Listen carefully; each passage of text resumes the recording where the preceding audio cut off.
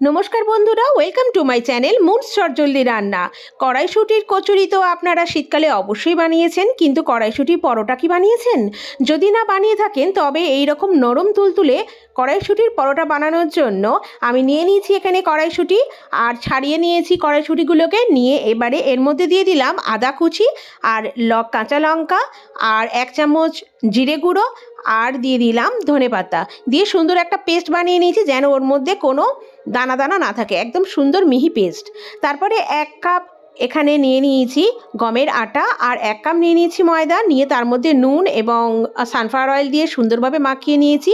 আর তার মধ্যে ওই যে পেস্টটা বানিয়েছিলাম সেটা দিয়ে দিয়েছি, দিয়ে সুন্দরভাবে একটা ডো তৈরি করেছি। এখানে একটা ডো থেকে আমি 3টে লেচি কেটে নিয়েছি। এবার আমি একটা ছোট্ট বাটি নেব, নিয়ে তার মধ্যে 1 চামচ ময়দা এবং 1 চামচ সানফ্লাওয়ার অয়েল দিয়ে এইরকম একটা পেস্ট বানিয়ে নিয়ে রেখে দেব। দিয়ে এইবারে পরোটাটাকে প্রথমে বড় করে বেলে নেব ময়দা দিয়ে।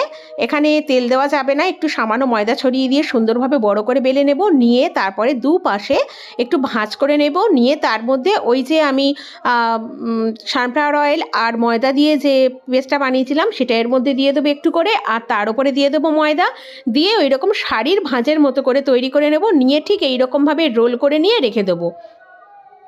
তারপরে এই চাটুর মধ্যে সামান্য একটু ময়দা ছড়িয়ে দেবো, দিয়ে আবার ওটাকে সুন্দরভাবে বেলে নেব। এই রকমভাবে বেলার ফলে এখানে একটা পরত তৈরি হয় এবং যার জন্য এই পরোটাটা পরের দিন পর্যন্ত ভীষণ নরম থাকে এবং তুলতুলে থাকে, খুব সুন্দর খেতে হয়। এইবারে আমি পরোটাগুলোকে তাওয়াতে একটু সানফ্লাওয়ার অয়েল দিয়ে সুন্দরভাবে ভেজে নেব। তারপরে গরম গরম আলুর দমের সাথে দিতে পারেন।